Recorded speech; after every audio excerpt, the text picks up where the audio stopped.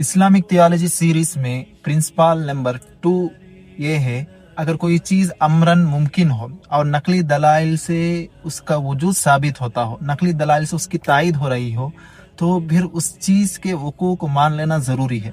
अगर नकली दलाइल से उसका वकू साबित ना होता हो तो उसका ना मानना जरूरी है। यानी if something rationally possible and textual evidence support that thing, then it is necessary accept the occurrence of that thing. If textual evidence not supported that thing, then it's indicate absence of that thing and it's necessary accept the absence of that thing. इसको एक मिसाल के जरिए समझते हैं।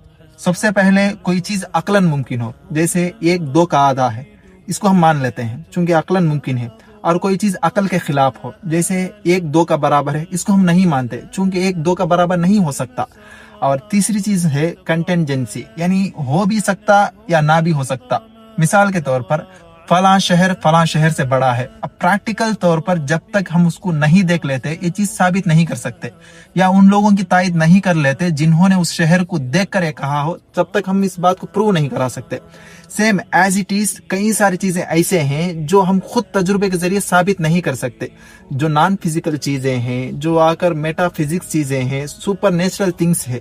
तो इन चीजों को किसी आले के जरिए हम नापा नहीं जा सकते। मिसाल के तौर पर 7 आसमानों का होना, फरिश्तों का होना, जन्नत जहन्नम का होना, ये सारे चीजें ऐसे हैं जो इंसान के बनाए हुए किसी टूल के जरिए हम इसको प्रूव नहीं करा सकते।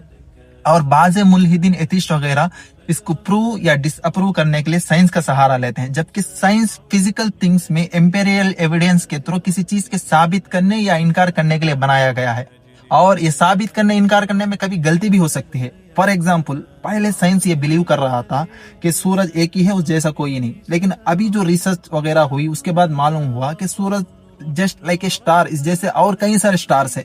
तो जो चीजें साइंस को प्रूव कराना है उसमें भी कभी गड़बड़ी होती है। जो चीजें नॉन फिजिकल थिंग्स है तो उसको प्रूव कराने की जिम्मेदारी उस पर डालना कितनी बड़ी जुल्म है।